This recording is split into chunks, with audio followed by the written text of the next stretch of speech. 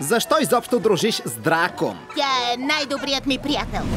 Ще доведем рядко създание. То ще те направи най-силния владетел на света. Да не е хамстер!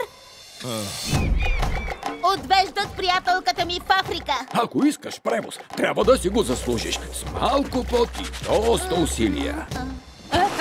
Малка панда. Задава се буря. Вашият чай, капитане! Топъл и... мокър. Ще прекоси света, Това ли е Африка? за да спаси приятел.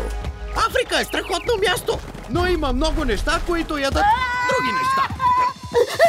Най-великото приключение Казвам се Пенк и дойдох да спася приятелката си. е приятелството. Светът е опасно място. Дали си готов за това пътуване?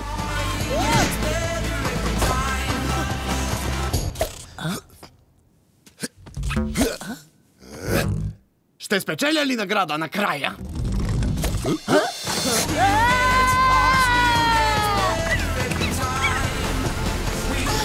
Просто трябва да го направя. За Джилон. Повече няма да бягам. Панда в Африка. Последите на дракона. Проблем ли имаш? Аз започнах да те харесвам. Имаше жаба в гърлото. Следващият път внимавай. От 6 септември в кината разпространява BTV Studios.